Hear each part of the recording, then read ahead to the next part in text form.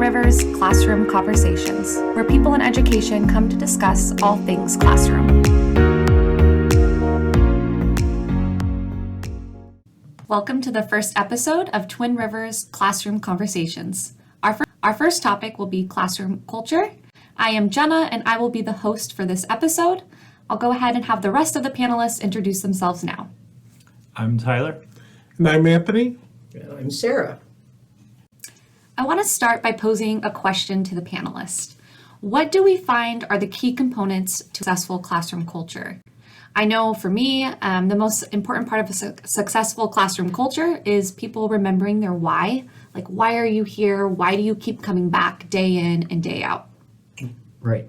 You know, this job is really hard. Like, I'm guessing some people want to inspire, others may want to educate, help, teach.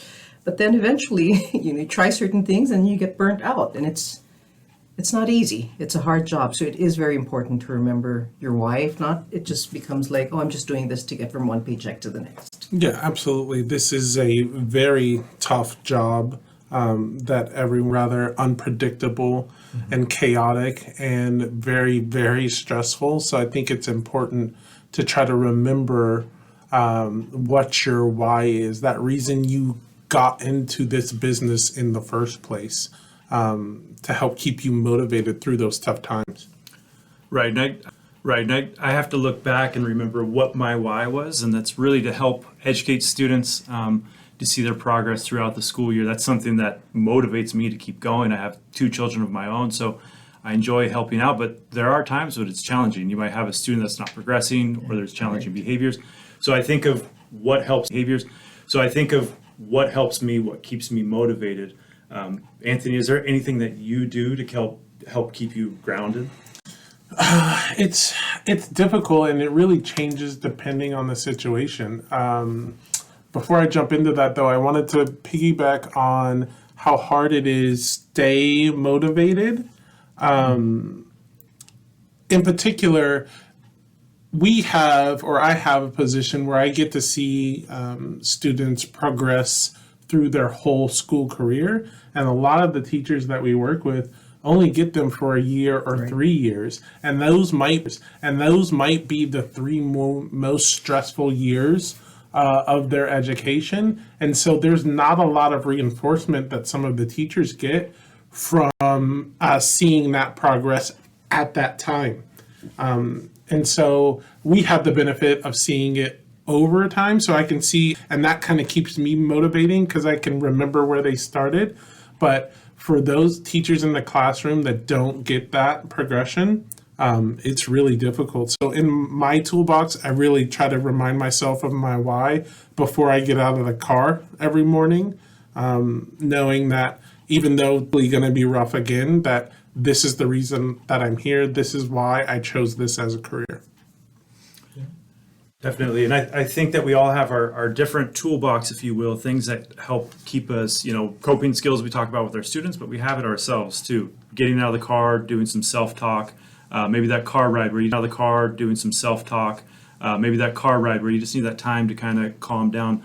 And I think it's important to understand that everybody has their own why. So that could be different from Sarah to Anthony, to Jenna. Everybody has their different whys. So I think in the classroom, it's important to build that rapport, to understand what is the staff's why? Why are they, what keeps them motivated and staying in the classroom and doing a good job in supporting our students?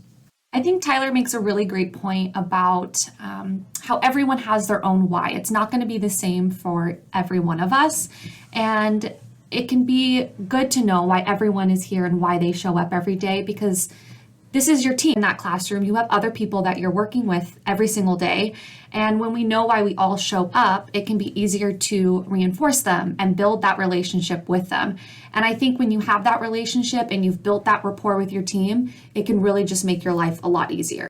I agree with that, but it's also keeping in mind that everybody has different styles. I tend to build rapport or create this relationship with the people I work with, basing it on their body language. Some people are bubbly and that's kind of the way they are. Other people are like, I just want to observe for a moment, so stay away from my bubble. And so it's really style. If there's no black and white, we're all different. I agree. Everyone is different. So the way I build rapport with one person might be different from another person, but it always starts with the foundation, saying hello, possibly finding what our common interests is, like what do they like, what do I like. So when I come back to see them, like those are things, talking points that I can relate to them. It's also asking about the weekend or how they're doing, and just letting them know that I'm there for them. I'm there to help them and support any way possible. Yeah, I think those are great ways to build rapport. I just always try to remind myself that rapport can be a double-edged sword. Like a little bit of rapport goes a long way with building a cohesive team where everybody feels like they're contributing and they're a part of this bigger thing. But if it goes too far, if you get too entangled and too friendly, then there's the other side of it where stuff non-work related starts to affect how you're doing your job and how you're relating at work. So there's a line there somewhere that I think we all have to be aware of. I think we all agree that rapport is a significant part of classroom culture, important in the classroom. You know, if I had to make, if I could wave a magic wand and make one thing mandatory in all classrooms to help affect their culture, it would probably be staff schedules. I think a lot of the time we tend to play it by ear, picking the best time to take a break and that sort of thing. But I think the structure of staff schedule is super important to kind of the cohesiveness of the team. Everybody knows where everybody is at all times and what they should be doing. The breaks are scheduled at the peak time for breaks. It's not scheduled in the middle of circle time or during lunch when a lot of our students need support during that unstructured time. So I think staff schedules is really important to the success, to a successful culture in the classroom. I'd also say, you know, to make sure that that academic plans are being put into place. You know, as when I was a student, I'd like to know what's expected of me. What are the things that I can expect? And that's just very important in a classroom setting. Absolutely. I think you have to plan your staff schedule around your academic schedule, right? Because those are the times of the days when you're doing something where the students are going to need extra support that you want to make sure you don't have any staff breaks during that time. Yeah, and who's running what? And I think that's really important, right? That we have schedules and we have plans in place. But I think as we all know, we can't always plan for everything. There's going to be times where things come up and we should be expecting the unexpected. One thing I've seen that is really great for a successful classroom are flex bags, where you have a plan in place. It's a plan B, right? A backup plan. You have activities or items for the students where when things do come up a plan for, there's activities and items for them to engage in. I think that's a great addition. I think an overall flex bag for the classroom in case the class has to be evacuated for some reason, and also for your students who are chronically having those challenging behaviors, a flex bag for them. If you can, get them out of the classroom and they have a bag of activities and stuff ready to go, I think that makes the day flow much more smoothly. Speaking about making things go smoothly, right? Like when unexpected events happen, how do you communicate with your team? And how are we getting the message across to the rest of our team?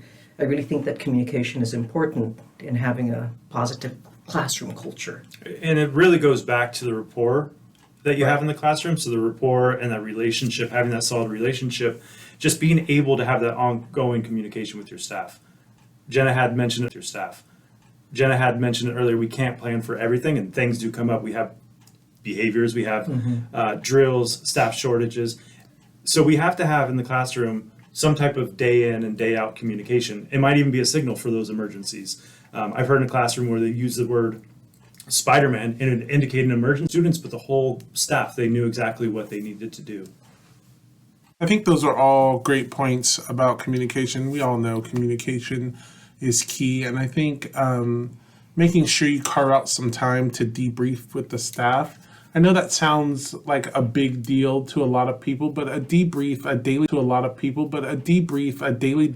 can be just 2 to 3 minutes to check in with staff at the end of the day and ask or just discuss as a team what went well, what didn't, what we're going to change for tomorrow. I think it also allows the classroom staff to all have themselves in the classroom. When you start having those debriefs and implementing some of the other staff's ideas into the classroom, Right. I think that again adds to the whole culture and just makes it a tighter unit.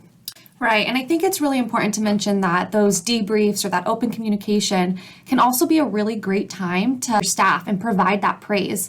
Debriefing does not have to just be a time to, do feedback or collaborate or plan for the next day. It can be a time where we praise our staff when they do things really well and things do go to plan and they're successful. As Anthony had mentioned, yeah, it's just like a quick check-in, and you get and you get used to that, right? That's part of communication. Yeah, it becomes more and more efficient Yeah. the more you do it. I think that was a really great conversation, and I want to take the time now just to recap everything we talked about. We discussed 4 major components to a successful classroom culture. 1, remember your staff's why. 2, build relationships. 3, have a classroom structure. And 4, keep open communication with your team.